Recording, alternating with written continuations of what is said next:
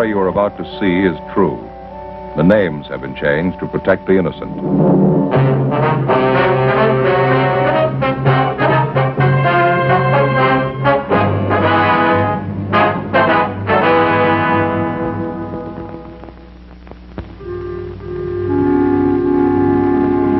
This is the city. Los Angeles, California. I work here. I'm a cop.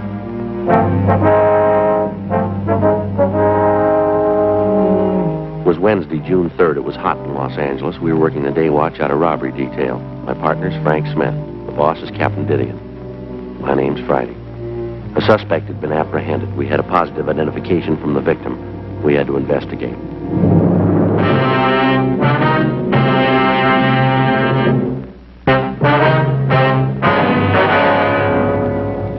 Hi, Joe. Joe. Hi. Hi. Glad you're in early. That stuff is floating all over the squad room. Yeah. Thought for a minute it was Ann's handwriting, but it isn't. Somebody you know? Yeah. You're early. Yeah. I want to go over to Georgia Street and see the doc. What's the matter? I don't know. I couldn't sleep last night. Started getting headaches, ringing in my ears. I don't know what it is. Stay right there. What? Got it in my locker. Fix you right up. What are you talking about? The headaches get worse when you move around, huh? What? When you move around, your head feels worse? Yeah. Feels like it's going to blow up? Yeah. Glad you came to me, Joe. I know what it is. Got the stuff right here.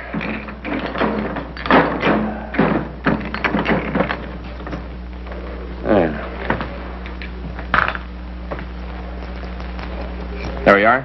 Take 2 of those. Fix you right up. What is it? Salt.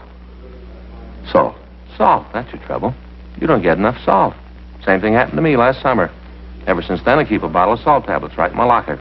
Always ready. Take 2. Fix you right up. All right, you got a penny? What for, a cup? Yeah. That's something else, Joe. We're not going to drink that water anymore. No? Nope. Bought a whole case of this just for us. You can drink it right out of the bottle. Well, what is it? Poland water. Right from the spring. Real water. You can read right here on the bottle. Poland Spring, Maine. Fix you right up. Well, maybe I ought to wait until I see the doctor, huh? Joe, believe me, I know it's wrong. Happened to me, same thing. Salt. That's what you need. Your body's screaming for salt. There you are. Poland water and the pills. Go ahead. Well, now, look, Frank, I really appreciate it. Really, I do. But I think I ought to see the doctor, huh? Joe, don't you trust me? Well, yeah. Take the pills. Salt. Salt. Here, take them. One at a time, all right? You know better than that, Joe. I just thought I'd ask. You're the doctor. One at a time. Doesn't make any difference with pills, Joe. Doesn't it? Lots of water. Now, that wasn't bad, was it? No, that's good water. Now, if the headaches don't go away, we can drop by Georgia Street and see the doc. Well, let me have that bottle, Joe. Cap it up. Keep it fresh for us. Wait a minute. Yeah? Want those? Always ready.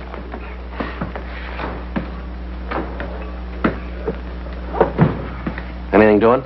Yeah, I got an arrest report. Got to check the guy out. What do you got on it? Held up a grocery store at 7th and Francis. When'd they pick him up? Last night.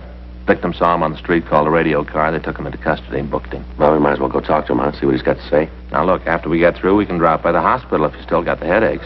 This shouldn't take too long. Yeah? Sure, guy's already confessed.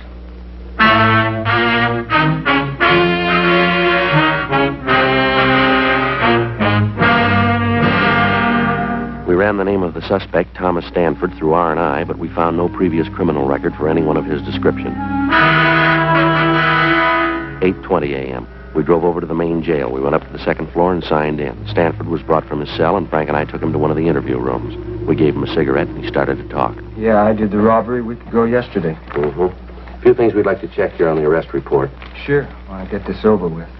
Told you how I did it. Nothing special. Mm-hmm. Just held up the store. Your full name is Thomas Arthur Stanford, is that right? Yeah, Thomas Arthur. My friends call me Tom. Yeah. Your home address is 1824 1/4 South Mariposa Avenue? Yeah, I live with my father. 1824 and 4th South Mariposa Avenue, LA 7. What's your father's name? Arthur.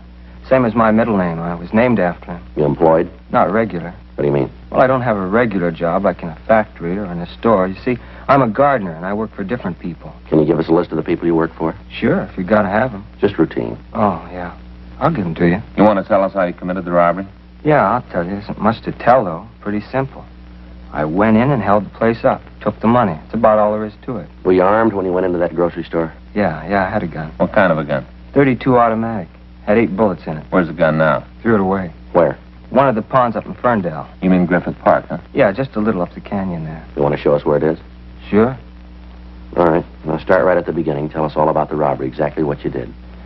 Why do you have to know all that? I told you I did it. We got to have it for the record. It's just routine. You guys do a lot of things just routine, don't you? Yeah, that's right. Quite a bit. Was there anybody in the store when you went in? Just the woman that owned the place.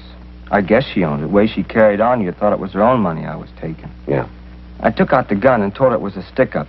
Said for her not to cause any trouble. What'd she say to that? That's when she got all hacked at me. Started to yell. What'd you do? I guess she figured I meant what I said when I told her to shut up.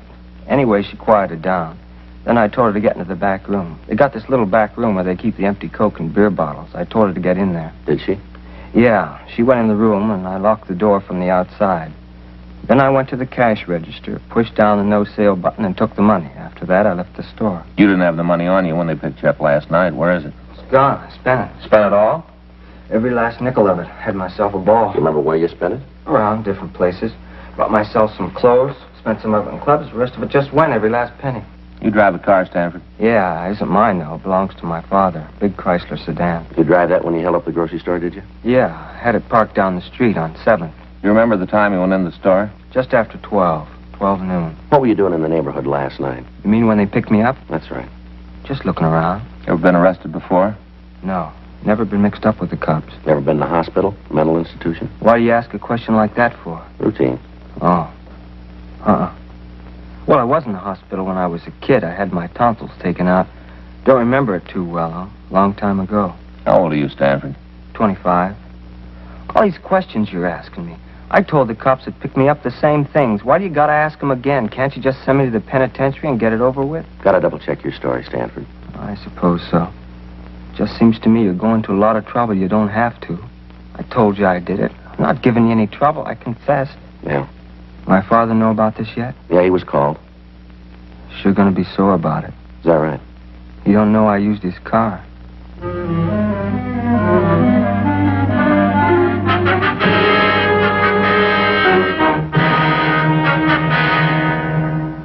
"9:15 a.m. We checked the suspect out of the main jail, and we took him over to the store that had been robbed. While Frank waited in the car, I went in and talked to the victim, a Mrs. Alice Kenwood. I told her we would bring the suspect into the store and ask him several questions about the robbery. During that time, we wanted her to observe the suspect so that she could give us a positive identification. She agreed and said that she would do anything she could to help us in the investigation. Miss Kenwood, this is my partner, Frank Smith. How you do, man? What are you bringing me here for? What are you trying to prove? I'd like to have you explain a few things for us. I told you all I could. I said I did the robbery. Isn't that enough? Just a couple of things we'd like to clear up here. What things? I told you how I did it. She'll tell you. That's the woman I held up. She'll tell you it was me. She should know. She's the one who turned me in. How about it, Miss Kenwood? He's the one, all right. I'd know him any place. There, isn't that enough? What more do you want? I'd like to have you show us how you came into the store, what you did while you were in here. You mean the whole thing? Yeah, from the time he came in the door. All right, if you take these handcuffs off, I'll show You you. can show us with them on. Okay, if it's got to be that way, but it's going to make it tougher. Go ahead. Well, I came in that door there, and I walked over to this counter. She was standing behind You it. mean Miss Kenwood here? Yes, sir. She was standing behind that counter. I walked over to her, showed her the gun, told her it was a stick-up, that I wanted the money. That's right. He pointed the gun at me. Thought he was going to shoot. Go ahead, Stanford. Well, she started to yell. Told me to get out of the store. Certainly I yelled at him. Think I want anybody coming in here waving a gun around? If my husband was here, he'd show you good. See what I mean? Never saw a woman that can yell so much. Go ahead, Stanford. What'd you do then? When I told her if she didn't keep quiet, I'd have to shoot her. Then I told her to get in the back room. Now, just hold on a minute. He's not only a thief, he's a liar, too. Ma'am? It's not what he did at all. What do you mean, Mrs. Kenwood? He didn't tell me to get into the back room. There ain't any back room. How about that, Stanford? You gonna listen to her? I'm the one who did the robbery, not her. I guess I ought to know what I did. What's this back here, Miss Kenwood? Just a space where I keep empty bottles. It goes right out onto the alley. Uh-huh. You see? That's where I put her. That's where I told her to stay. Now, you said you locked the door, too, didn't you? There's no door there. Well, I got confused. Don't make any difference. I put her back there and told her to stay there until I got out of the store. That's a lie. You did no such thing. You told me to get down on the floor and cover my face. Then you went over to the cash register and you took the money. I didn't move. I didn't want to give you any trouble the way you was waving that gun around. It's a wonder you didn't try to kill me. The way you're yakking it up, I should All have right, done. that's enough, Frank. You want to take him out the car? Yeah, come on. I don't see what you got to go through all this for. I told you I did it. Nobody believes you. Miss Kenwood, Yes, are you sure that's the man that held you up? I said it before. I'm positive. There isn't any doubt in my mind. Now, you heard what he said, how he said he robbed you. Is that the way it happened? Well, everything was the same, except where he said that he put me in back there. That wasn't true. He made me lie down on the floor right there. Told me to stay still for 5 minutes, not to move. He said that if I caused any trouble, he'd come back and shoot me. Yes, ma'am. I think he's crazy. Anybody who'd have a gun and wave it around like that, it's terrible. Wish my husband was here. He'd show that snip. He's in the army, you know, my husband. Mm-hmm. Awful thing, him overseas getting shot at and young punks like that roaming around the streets with guns, threatening people. It's a terrible thing. Now, this is pretty important, ma'am. You're sure that's the man who held you up? How many times do I have to say it? I told you it was. He admits it himself. What more do you need? I don't know, ma'am. There's just something that isn't right about the whole thing. Doesn't make any difference. He's the man. There's no mistake about it. You just let me know when you want me in court. I'll be there. I want to see him get what's coming to him, every bit of it. Yes, ma'am, so do we, if he's the right man.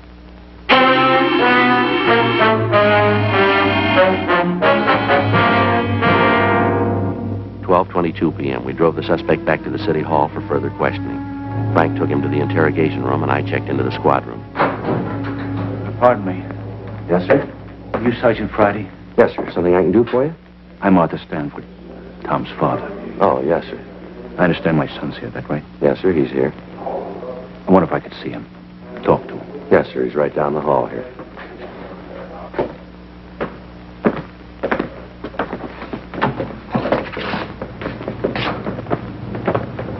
Right down this way, sir. In here. I wonder if I could have a cigarette. Yes, sir, sure.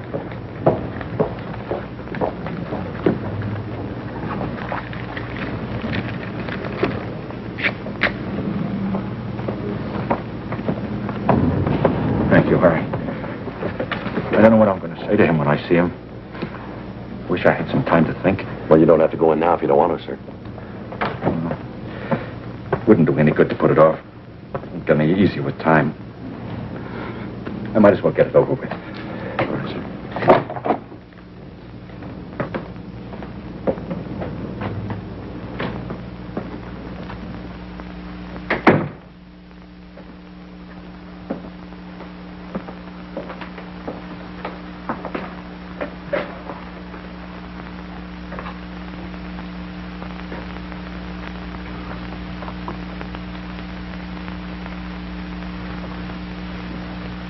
Hi, Pop.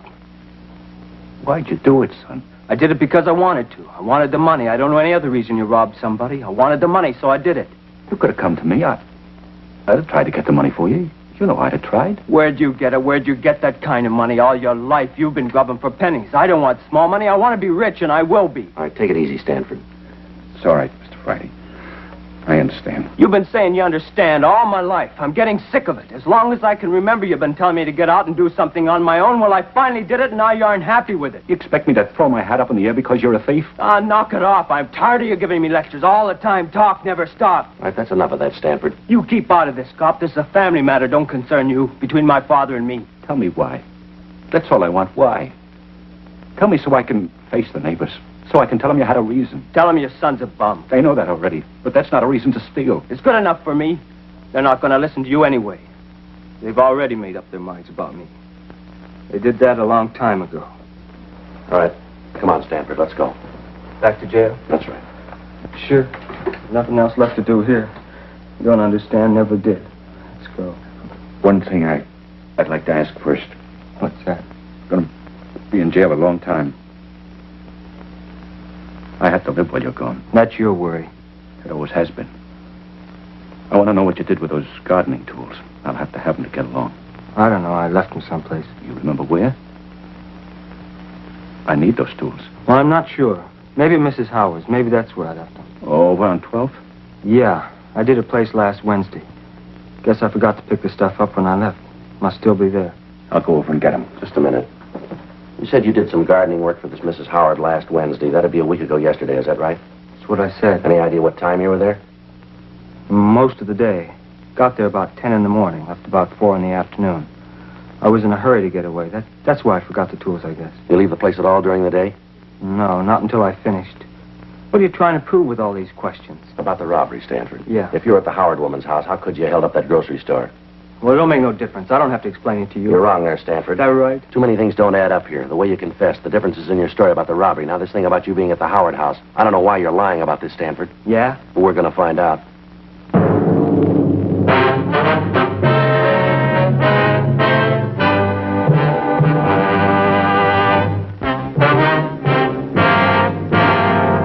We continued to talk to the suspect, Thomas Stanford, for another hour. He refused to say anything about the conflicting aspects of his story. His father pleaded with him to tell us the truth, but other than admitting he was responsible for the grocery store robbery, he'd say nothing. We got the address of the house where Stanford said he had left the gardening tools. Yes, Miss Howard? that's right. Did you want something? Police officers, ma'am. We'd like to talk to you. Police? What do you want to see me for? About a man who did some work for you, Thomas Stanford. Oh, yes. Come in, won't you? Thank you. Thank you, ma'am. This is my partner, Frank Smith, Miss Howard. My name's Friday. How do you do, ma'am? Just sit down there. I'm having a late lunch. Can I get you anything? No, thank you, ma'am. You sure you would like a glass of iced tea? Something like that? No, ma'am. Thanks very much. Do you mind if I go on with my lunch while we talk? I've been eating later since this daylight saving time came in. I just can't get it straight yet. I never could get it straight in time my dude's over. Yes, ma'am. Now, about this man, Stanford. Oh, Tom. Oh, yes, he's a good gardener. Oh, he does such a good job on the place. You should walk around the grounds. Oh, he does a beautiful job. Yes, ma'am. Could you tell us when he was here last? Well, I'll have to think about that. Now, let's see. It was a week ago yesterday. That's right. Last Wednesday. He comes once a week. He should have been here yesterday. I phoned his house when he didn't show up, but there was no answer. Probably forgot. He's very forgetful, you know. That right? Oh, yes. Take the last time he was here. He forgot all of his tools. He walked right off. He left them on the lawn. Had to take them all back to the garage. Right, left them right out in front of the place. Mm-hmm. I don't know that I should say it, though. What's that, Miss Howard? Well, frankly, I've never felt that Tom was real bright. He seemed a little backward. How do you mean backward? Well, when it came to thinking out things for himself, he just couldn't handle it. If you told him to do something, he'd do it. And he'd never vary from the way you told him to do it. Yes, ma'am. But ask him to figure something out, and he was just dead. Seemed like the motor was going, but he couldn't get the clutch out. Do you remember what time he was here on Wednesday? Well, now, let me see. It was about 10 o'clock in the morning. It was right after that radio program about the Friends. I'd just been listening to that when he got here, and it goes off at 10. Have you ever heard it? No, ma'am. Well, you should listen sometime. They do it in New York. It's all about friends. These people tell why they need a friend to help them out of trouble. I listen every morning. Makes me feel pretty lucky. These poor people, I certainly appreciate what I've got when I hear what they have to say. Uh-huh. Was Stanford here all day, ma'am? Yes, all day. He didn't leave until, let me see. Oh, I guess it was about 5 o'clock, somewheres in there. Right before the 5 o'clock news. Just before that he left. Yes, ma'am. Well, is it possible that Stanford could have gotten away from the yard at all between 10 and 5? No. He was here all the time. I'm sure of that. All right, ma'am. Thank you very much. But what's this all about? Is Tom in some sort of trouble? It's just a routine investigation, ma'am. I'm going to give you one of our cards, Mrs. Howard, in case you should think of anything else. Thank you. Yes, ma'am. Michigan 5211, is that right? Yes, ma'am. Just ask for Robbery Division. That's extension 2511. It's right on the card there. I see. Poor Tom, all this trouble. It's too bad. Yes, ma'am. Wish this were New York. Ma'am? Well, if it were New York, we could do something for him. Well, how's that? That program about the Friends. Yeah. Tom could sure use one.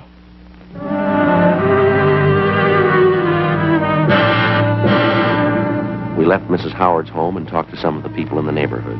They told us that the Howards were respected people in the community, and some of them verified the fact that Stanford had worked for her almost 2 years.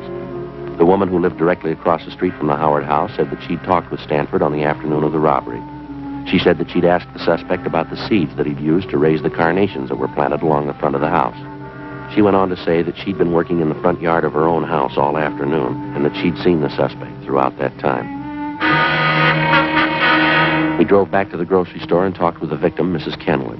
Under questioning, she admitted that she could have made a mistake about the identification, but she said that if she was wrong, the thief could act as a double for Tom Stanford. 10:30 p.m. We drove back to the main jail to talk to the suspect. We took him to the interview room. He was sullen and refused to answer our questions. Stanford, Yeah? I'd like to have you tell us the truth this time. I told you. It isn't my fault if you don't believe me. It isn't my fault. Now, look, Stanford, we talked with Mrs. Howard. She told us that you were working for her all day a week ago Wednesday. So? What's that prove? You admit that's true, then, huh? Sure, it's true. I was working for her. Well, then how could you have gotten to the grocery store and held it up? Stanford? I did it. I haven't got anything more to say. I did the robbery. You read much, Stanford? Yeah, sometimes. What kind of books do you like? Detective stories. Cops and robbers. You played cops and robbers when you were a kid? Sure. Who were you? The robber.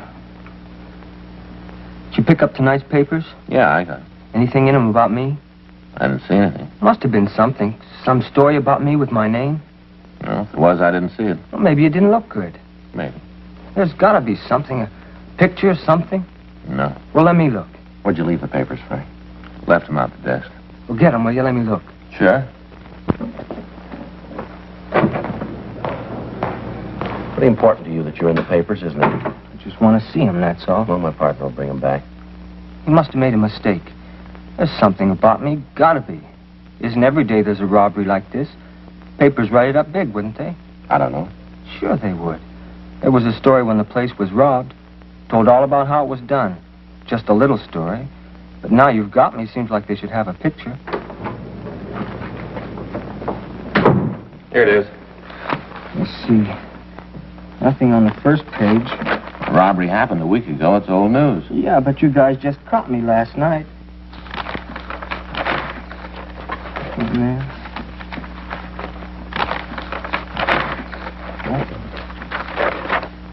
Nothing. One lousy word.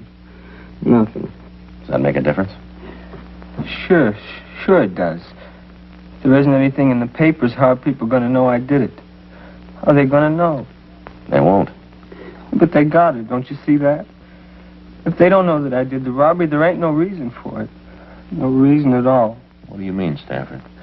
No pictures, no nothing. No one's going to know I did it. The way it looks to us, you didn't do it. But there should be a story about it. About how I confessed. Maybe not a picture, but at least a story. Something.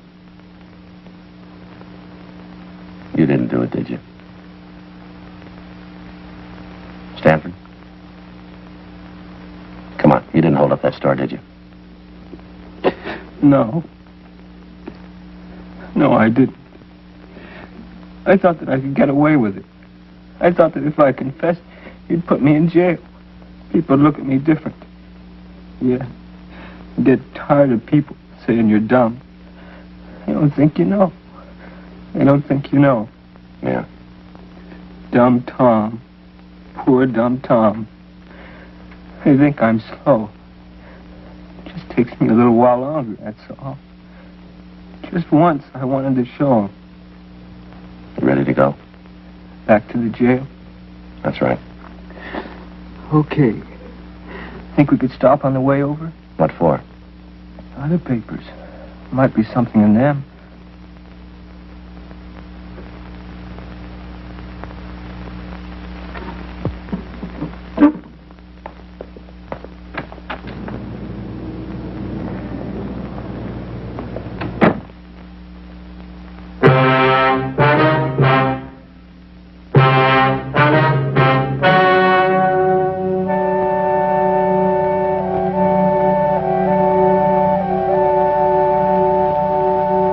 On June 4th, a meeting was held in the District Attorney's Office, City and County of Los Angeles, State of California. In a moment, the results of that meeting.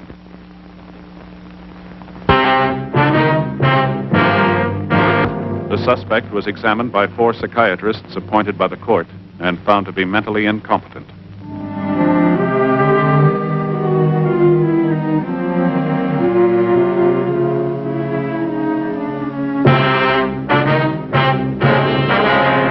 Months later, James R. Rogers was apprehended while attempting to hold up a liquor store at the corner of 3rd and Temple Streets. While being interrogated, he confessed to committing the robbery of which Stanford had been accused. When the victim, Mrs. Alice Kenwood, was confronted with Rogers, she admitted that it was a case of mistaken identity. Rogers was tried and convicted of robbery in the 1st degree and received sentence as prescribed by law. First-degree robbery is punishable by imprisonment in the state penitentiary for a period of not less than 5 years.